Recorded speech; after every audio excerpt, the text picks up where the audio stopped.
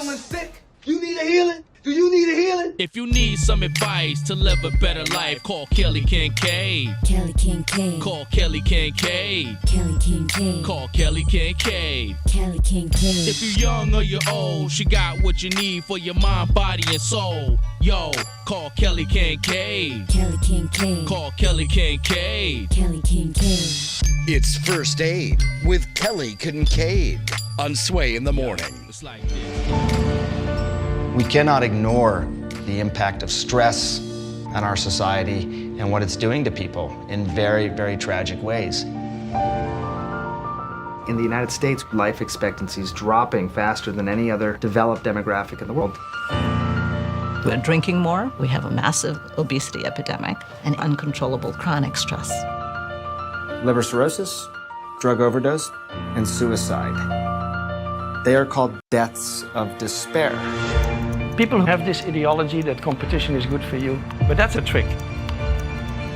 Could it be that a society gets so stressed out that it actually starts to break? That what you heard right there is a documentary called One Nation Under Stress, premiering Monday, March 25th at 9 p.m. on HBO. It'll also be available on HBO Now, HBO Go, HBO On Demand, HBO everywhere.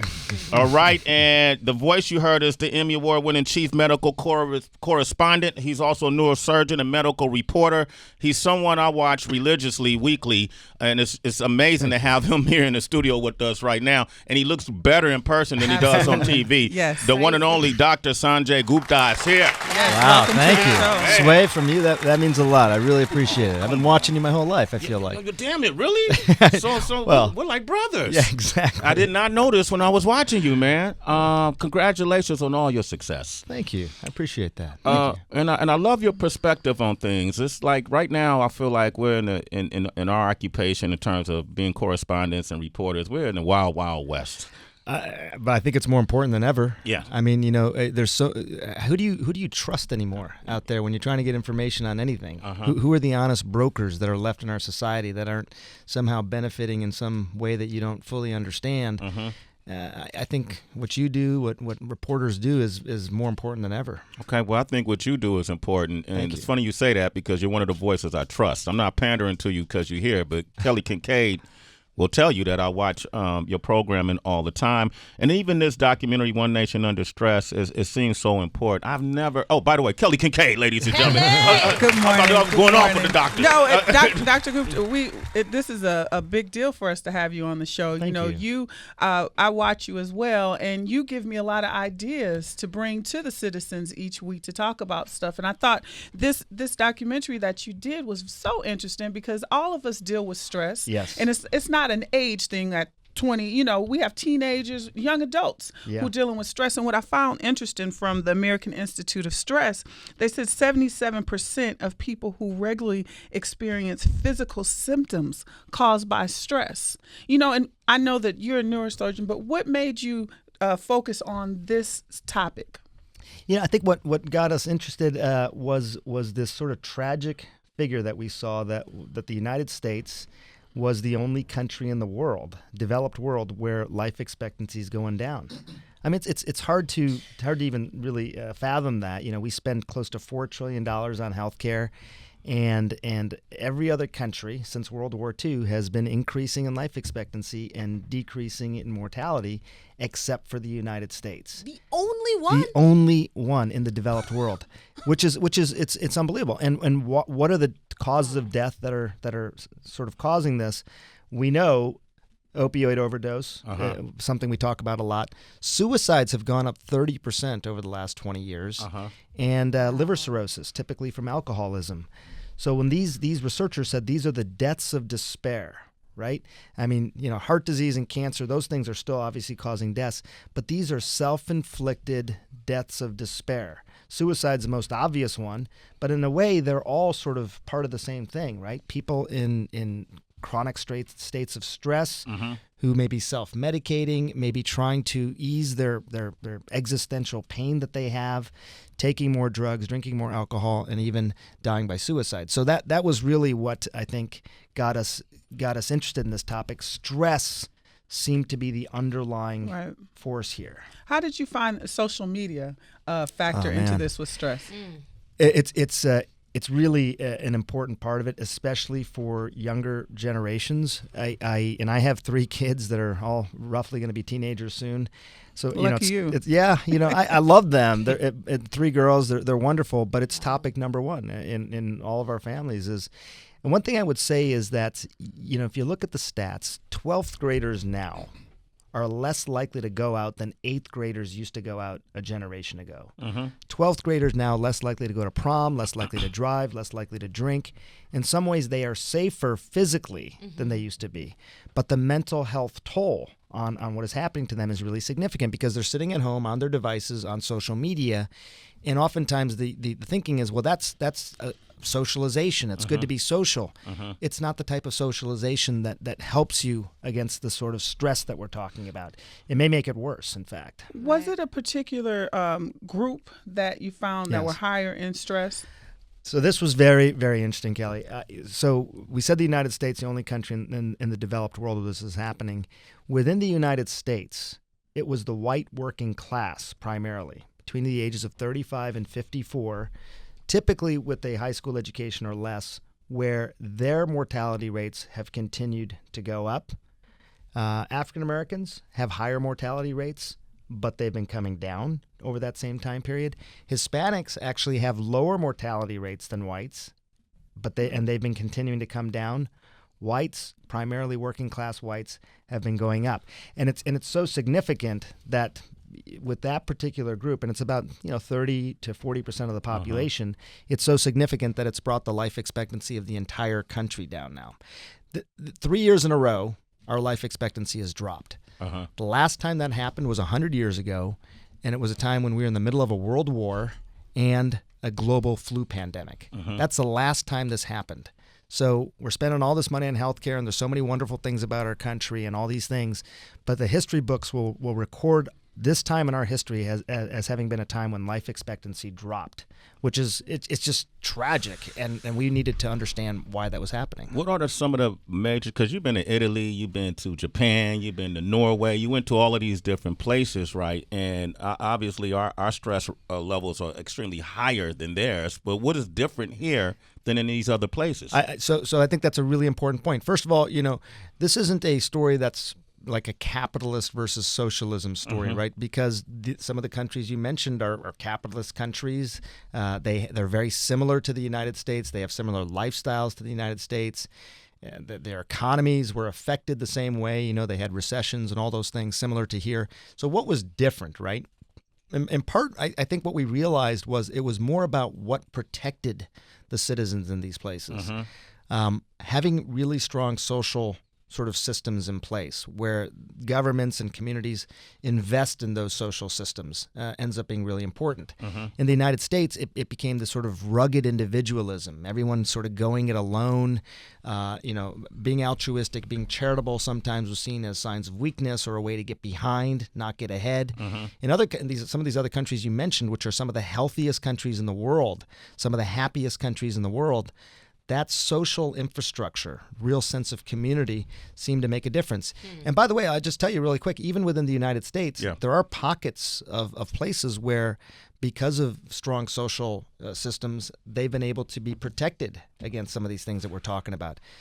Community in Pennsylvania where, they had high cholesterol, people smoked, they drank, they didn't necessarily have great diets, but they still had some of the lowest rates of heart disease in the country. Why? It was a really tight social fabric. And I know that sometimes I say this stuff and it sounds too squishy, right? Like what does that mean exactly? What it means is that we focus on things that we can measure like cholesterol and blood pressure, and we should measure those things. But the idea of having a social community, kind of like what's even in the studio and in the camaraderie that people have, actually does a lot for our health. We human beings are social creatures. The more we get away from that, the more it hurts us. Well, then let me ask you this, because I think one of the biggest causes of stress for a lot of youth has to do with competition. Right, you got to compete to get the grade, to be the number one student in class. You got to compete in these organized sports. And what role does competition do you feel, if any, play when it comes to stress? Competition is a true double-edged sword here, Sway. Okay. On one hand, it can be very motivating and inspiring. The problem is that almost every competition that we talk about in some way is rigged, right? Okay. If it was a level playing field, an absolutely fair competition, absolutely. But if it's rigged, it can actually be really disorienting both for the people who lose and for the people who win. Mm-hmm. It's obviously no good for the people who lose because they've lost. But even for the people who win, they feel like it wasn't a justified win. We have this experiment that we show in the film, for the HBO film, where these two capuchin monkeys are side by side, and they're in these cages. They can see each other, and they can see this experimenter. They do a task over and over again, which is to hand the experimenter a rock. Mm-hmm. When they do, they get a treat, which is a piece of cucumber. They do this 20 times in a row and perfectly happy to do it. At some point, the monkey on the right, we start giving that monkey a grape instead. A grape is a more desirable treat for the monkey. So the monkey on the cucumber receiving monkey is seeing this and getting really upset, right? Why am I getting the cucumber? This monkey's doing the exact same thing, getting the grape, to the point where he actually throws the cucumber back at the experimenter. It's rattling the cage, very upset. Damn. But let me tell you the surprising thing. So the stress levels went way up in that cucumber receiving monkey, but the stress levels in the grape receiving monkey also went way up. Right? So it doesn't matter where you lie on the spectrum, whether you're rich or you're poor, whether you're a have or you're a have-not. If you live in a society where the game is rigged to some extent, we're doing the exact same work, working hard, and one person's benefiting more than me, it doesn't feel good no matter where you are on that spectrum. Especially if your mother's paying for people to sit in a SAT room and take your test scores and you... Right. That was such a obvious, glaring example of what we're talking about. Yeah. That we don't live in a meritocracy when that kind of thing happens. The game is rigged, right? And so, but look at the kids who were the ones whose parents were paying for them. I do wonder, how do they feel about this? Some of them may not have even known, but when they found out, how did they feel about it? I only got into college because the game was rigged. You know, it's unsettling no matter where on the spectrum you lie. Dr. Sanjay Gupta is here. We're talking about One Nation Under Stress, premiering Monday, March 25th on every HBO platform, HBO Go, HBO On Demand. A lot of platforms. Yeah, they got a lot of platforms, and I have them all. We're going to take your calls, 888-742-3345, and come right back.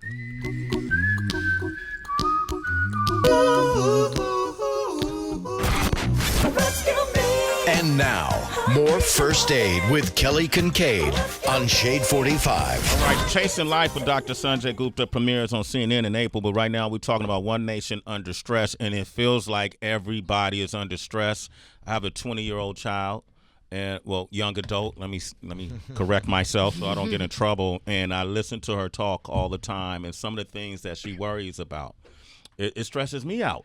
You know, because she's worrying about things that I don't necessarily. You don't have to worry about that, but she can't help it. What is that? What's going on? Well, I get it, and I have 3 daughters as well. You know, I have to tell you one thing that it was surprising to me and that I learned is that, Sway, you may not realize this, but you probably are placing some expectations on her just because of the life you've lived, the success you've had. Yeah. I mean, the natural sort of evolution is that you want your kids to have a better life than you did, that you're going to leave the world a better place, and that they should do better than you did, right, in some way. Sometimes that can't happen, right? The world changes, the opportunities aren't the same, whatever. Sometimes it can happen, but not always. And I think that sometimes if people have dashed expectations, they were supposed to inherit everything that their parents had and all that, and they don't.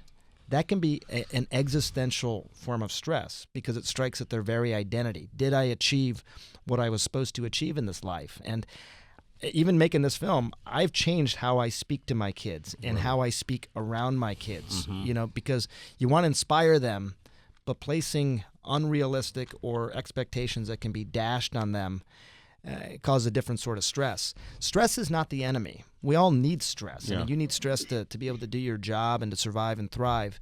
It's the constant stress that strikes at your core that I think is the really problematic stress. Yeah, I think you hit that right on the nail because we had a conversation once and something she said to me made me think the exact same thing you just said to me. You're chasing the goals I set, or you're chasing what you think my expectations are when I really didn't have any owner.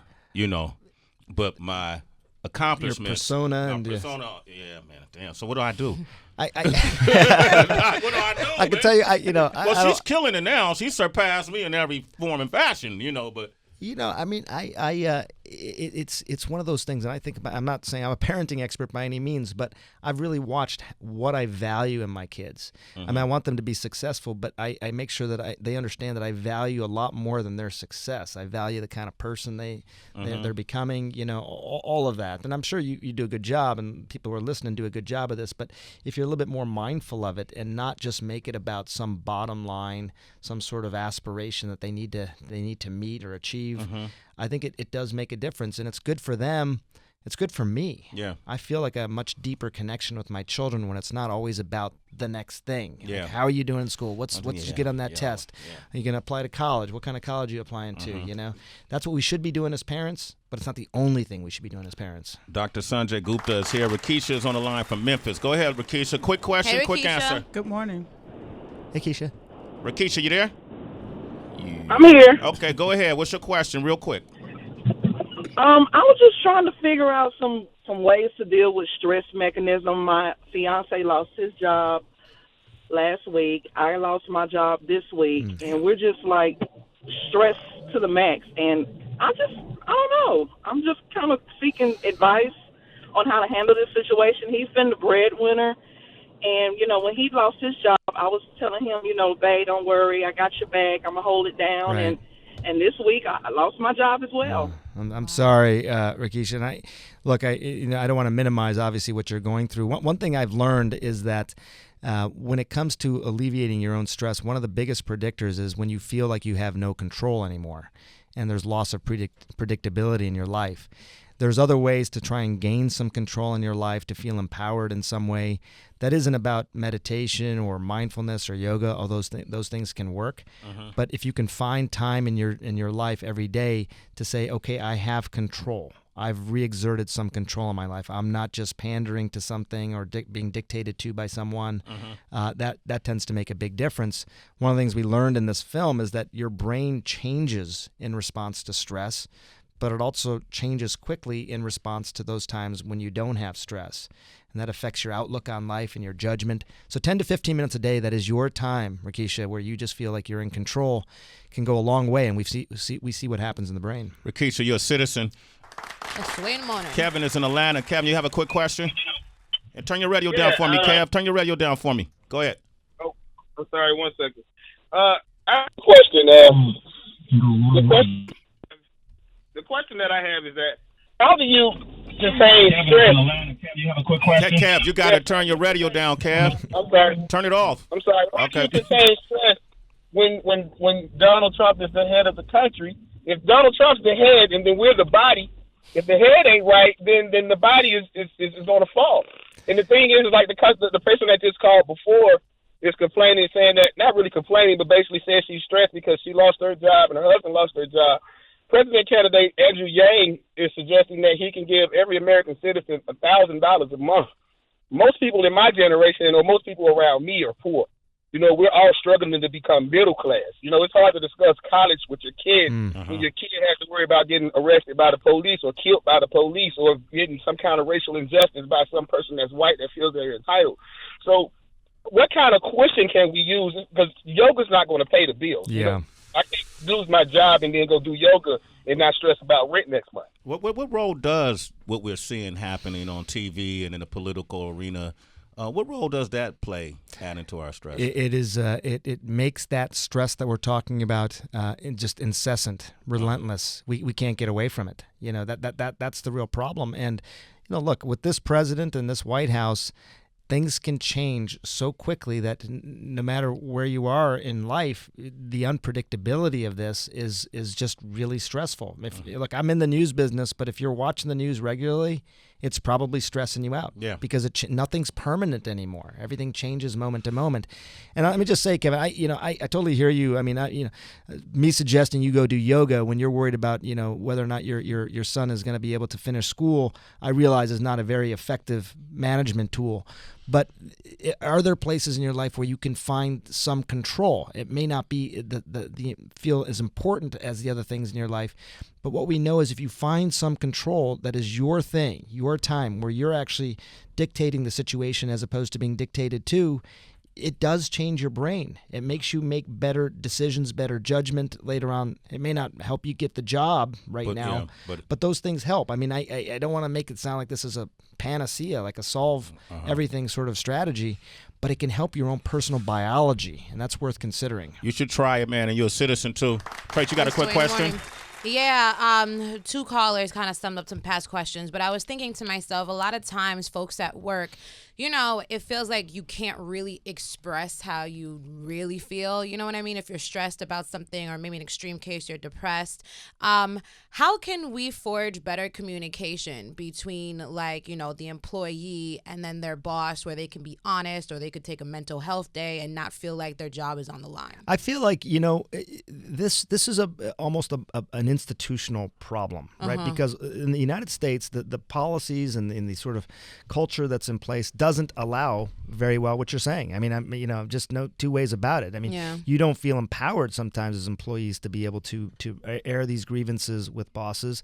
Part of that is the extreme inequality that exists in our society. I mean, the difference in compensation between the people who run companies and the people who work at those companies is highest in the United States as compared to other wealthy and developed nations around the world. So it's challenging. I feel like the question you're asking in some ways is a message that's a larger message for institutions as a whole. The only way it's going to change, I think, is because people think that I don't want to work for companies where I don't feel respected, I don't feel like I have a voice, and they leave those companies, they go work somewhere else. That seems to be the only way that things change. And I used to think that, look, the newer companies, the Silicon Valley companies, the culture is going to be different there. But I don't know. I feel like sometimes those companies suffer from some of the same problems that the big, you know, financial institutions may suffer from here in New York. You know, so I think it's got to change with people actually expressing their concerns, their discontent in other ways, which may be leaving, going to other jobs, other professions, whatever it might be. Sometimes that's necessary. Dr. Sanjay Gupta, One Nation Under Stress, premiering Monday, March 25th, 9 p.m. on HBO. I want to thank you for coming by today. Oh, anytime. If people, we got a lot of people on the lines. Absolutely. Julio from Seattle, Ryan from Indiana, Derek from Arizona, Jermaine from Canada, John from New York. Mr. Gupta, if they hit you on your social media and say they heard you on Sway in the Morning, would you answer their questions? I will. What's your social media? At Dr. Sanjay Gupta, at Dr. Sanjay Gupta on Twitter and on Instagram, Facebook, wherever you want to hit me. I'm going to sit right here in your office. Okay. After this, I'm going to answer all these social media questions. Okay. Y'all load up, man. And, you know, normally if you're not going to get an invoice, all right? No, it's not going to charge you. It's free advice, okay? I'm just going to charge Sway. Okay, yeah, I'll take the cost, all right? And Kelly Kincaid, thank you. Thank you for coming. Thank you so much. Have me back anytime. Yes. Thank you. All right. Enjoyed that. And they can reach you where? At Kelly Kincaid on all platforms, KELLYKINKAID. All right, we got some special performances we're going to play up next. And then later on the show, Will Packer is here in action. Bronson, Sway in the Morning, Shade 4-5.